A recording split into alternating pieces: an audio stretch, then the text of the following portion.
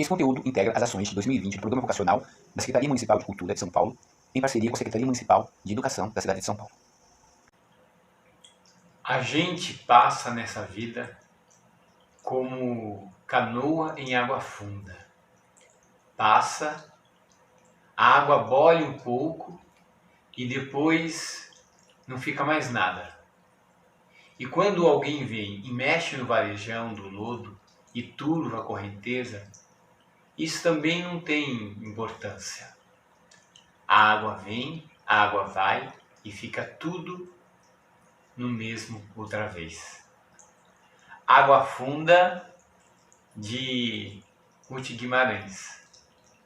Eu queria começar a nossa orientação falando esse trecho dela, pela importância da Ruth Guimarães na literatura brasileira e a sua representatividade. Por que eu estou falando sobre isso? Porque sobre o nosso encontro passado, houve algumas perguntas sobre essa confusão que se faz sobre o que é lugar de fala e o que é representatividade.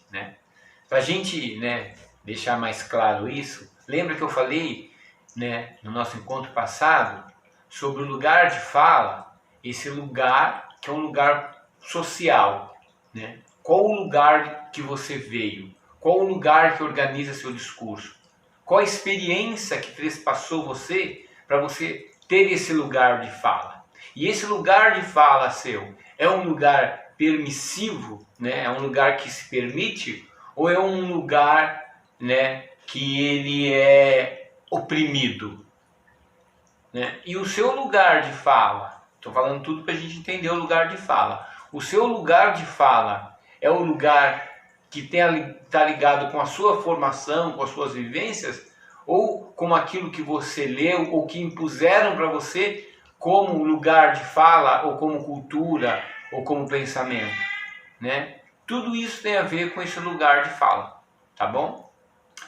E a representatividade é o que esse seu lugar de fala representa. Se a gente estava falando sobre a questão do fazer artístico e qual o lugar desse fazer artístico, como que a sua literatura, a sua obra, a sua arte representa nesse cenário, e o quanto ela dialoga com o seu lugar de fala. Isso é importante.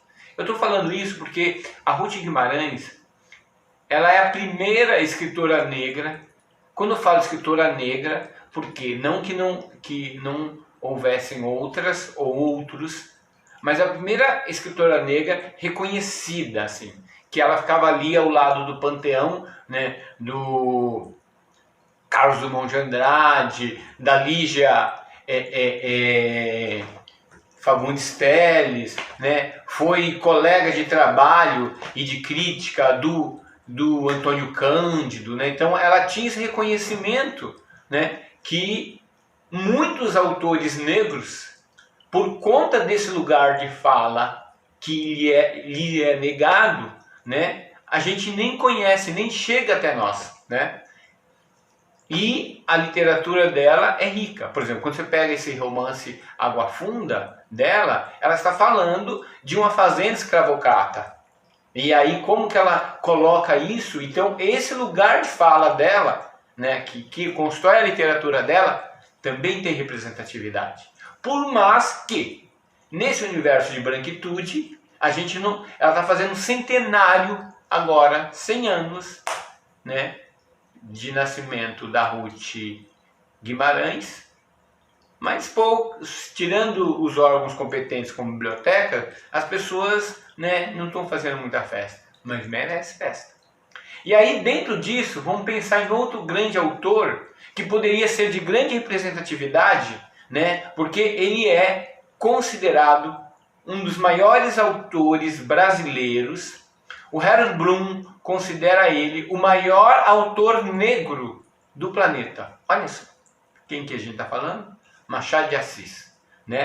Mas o Machado de Assis, por exemplo, todo mundo sabe que ele é um cara de descendência negra, claro que ele é uma mistura, mas os traços dele é de negro. O pai, os avós deles eram escravos, né? O pai dele, né, um cara meio que alforriado. A mãe sim, a mãe é uma portuguesa, né, açoriana, né? Mas então ele tem, e aí se ele tivesse desde o começo essa representatividade, talvez muitos autores negros, né, ou mulatos se inspirariam para poder construir seu lugar de fala. Então a representatividade, ela ajuda também para a gente construir o nosso lugar de fala, né? E é claro que isso não estou ocupando o Machado de Assis de maneira nenhuma, né? E eu adoro ler os romances dele, mas é justamente por conta, né, desse embranquecimento de alguns negros para poder eles ficarem aceitáveis, né? Assim como o presidente Nilo Peçanha, que todo mundo sabe que era negro, mas embranquece o cara porque a gente tem um presidente negro, nosso primeiro presidente negro. Só para a gente pensar um pouco sobre isso. Então, o lugar de fala ele está ligado intrinsecamente com a representatividade. Porque quando você reconhece seu lugar de fala, né, e seja ele um lugar de opressor ou de oprimido, um lugar, por exemplo, se você reconhece o seu lugar de fala, essa colonização sobre você, ou essa sua colonização sobre o outro, e você se liberta, a tua arte, a tua literatura ganha uma expansão, porque ela vai ganhar representatividade, tá? E aí, vamos até aproveitar que eu quero ler um trechinho para a gente pensar, já que eu estou falando.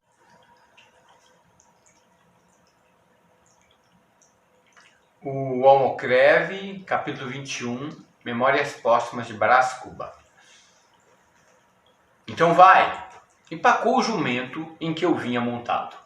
Fuxigueio, ele deu 2 corcovas, depois mais 3, enfim mais um, que me sacudiu para fora da cela. E com tal desastre que o pé esquerdo me ficou preso no estribo. Tento agarrar-me ao ventre do animal, mas já então, espantado, disparou pela estrada fora. Digo mal, tentou disparar, e efetivamente deu 2 saltos, mas um almocreve que ali estava acudiu a tempo de lhe pegar as rédeas e detê-lo, não sem esforço nem em perigo. Dominado o bruto, desvencilhei-me do estribo e pus-me de pé. Olha que vosmecê escapou, disse o almocreve. E era verdade.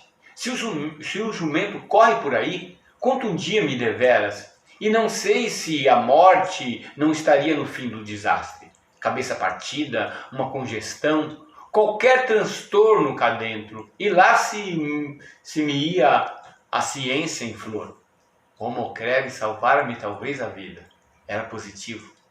E sentia-o no sangue que me agitava o coração. Bom almocreve. Então eu tornava a consciência de mim mesmo, enquanto ele consertava os arreios do jumento. Com muito zelo e arte, resolvi dar-lhe 3 moedas de ouro das 5 que trazia comigo.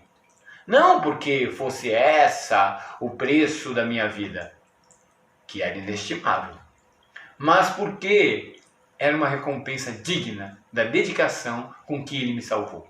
Está dito. Dou-lhe 3 moedas. Pronto, disse ele, apresentando-me as rédeas da cavalgadura. Daqui a nada, respondi. Deixe-me, ainda não estou em mim. Ora, qual? Pois não é certo que eu ia morrendo?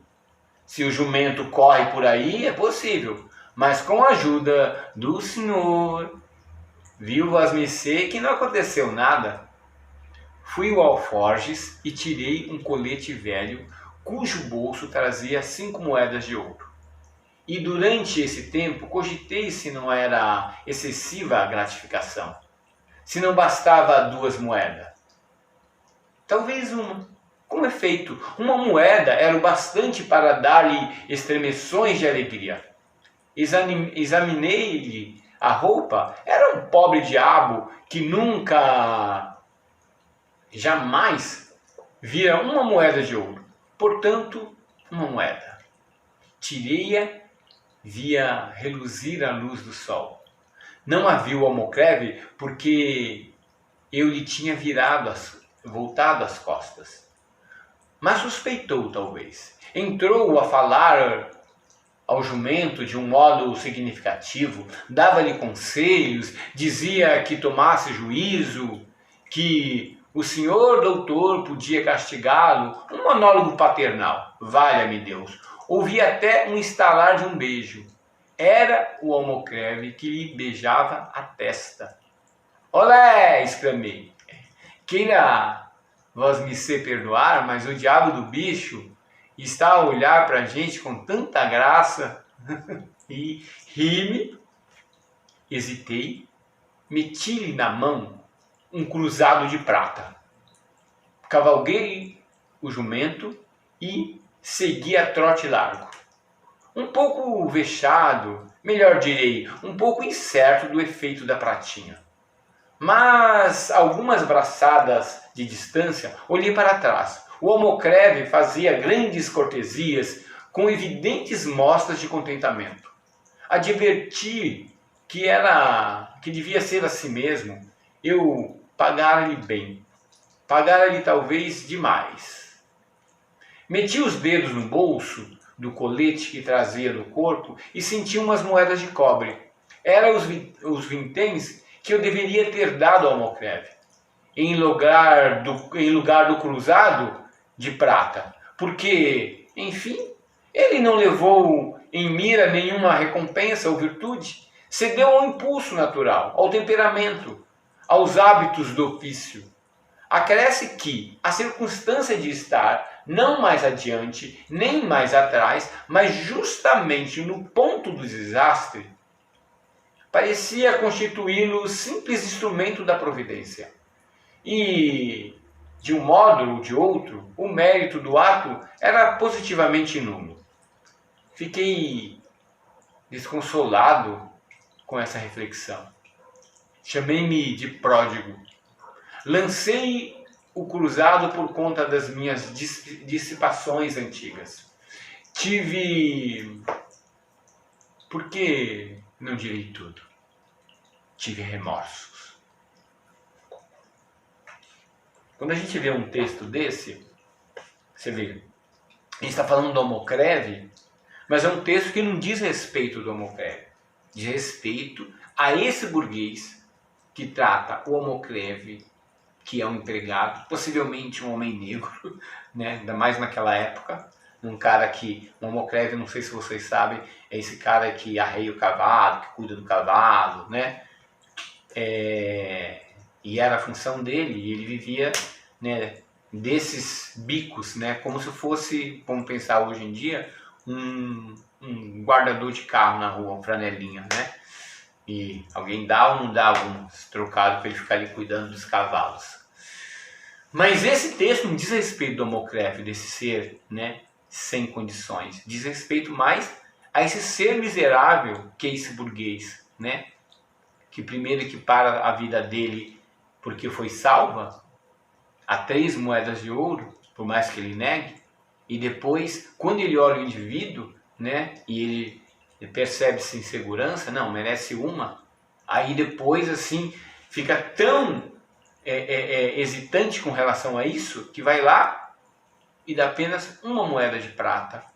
E ainda quando vê o contentamento do miserável, né, do pobre diabo, como diz ele, acha que o cara deveria receber, porque ele salvou a vida, somente as moedinhas de cobre, né?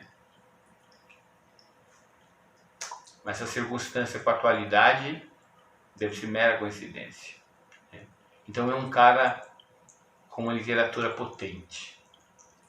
E se todas as pessoas, né, que se enxergam nele, e principalmente os negros, reconhecem ele como um autor negro, né, essa representatividade aumenta.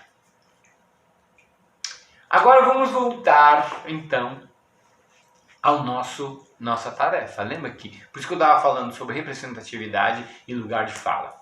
Eu pedi para vocês, né,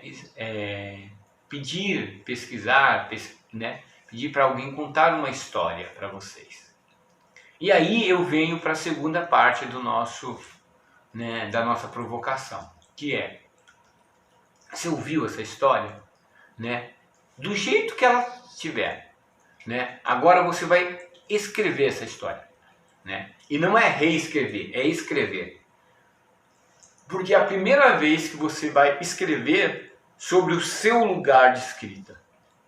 E aí não é uma história que você ouviu. Pode ser você tentando relatar a história do outro que você ouviu, pode ser o que você percebeu da história. Mas aí você vai contar essa história, escreve ela. Escreve ela à sua maneira. E percebe quais são as escolhas que você fez ali na hora que você escreveu. E aí dá uma olhadinha, escreve rápido assim, né? Lembrando da história, porque depois você vai passar a limpo, isso, passar a limpo entre aspas, assim, reescrever, aí você vai arrumando, né, as proposições, o sentido que faz para você ali, né? E percebe o que ficou da história. E o que você quis dizer. Porque quando você está fazendo isso, você já está falando, já está demonstrando não só a sua maneira de escrever, mas qual o seu olhar sobre as coisas. Tá bom?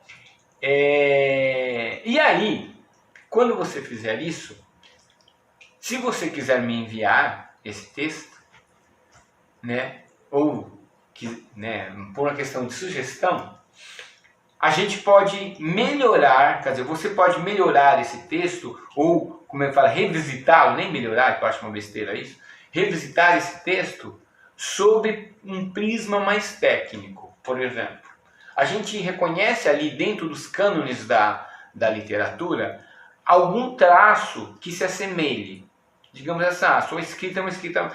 Vamos pensar sobre o ponto de vista do estilo, né? Você olha, esse texto me parece uma escrita mais dura, assim, como se fosse um Graciliano Ramos. Então você pega alguma coisa do Graciliano Ramos e tenta entender esses mecanismos dessa literatura dura e tenta meio que ajeitar a sua própria. Porque é uma forma de técnica também. Não que você vai abandonar o seu jeito, mas você vai entendendo, né, as suas semelhanças ou as suas possibilidades ou até mesmo as suas influências, né? Ou você pode fazer isso como Machado de Assis, ou sei lá, Maria Carolina de Jesus, que é uma literatura maravilhosa, mais simples, uma negra da periferia, né?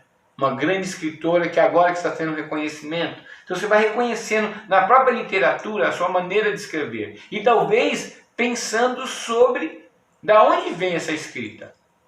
Ou talvez a tua escrita seja justamente, se percebe, que ela nasce da língua falada.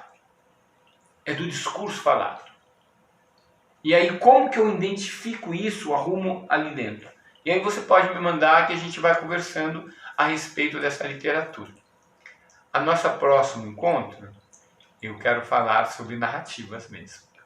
Não a partir da narrativa, sobre o lugar dos gêneros literários, e aí a gente se detém na narrativa. Tá ok? Então, obrigado e namastê.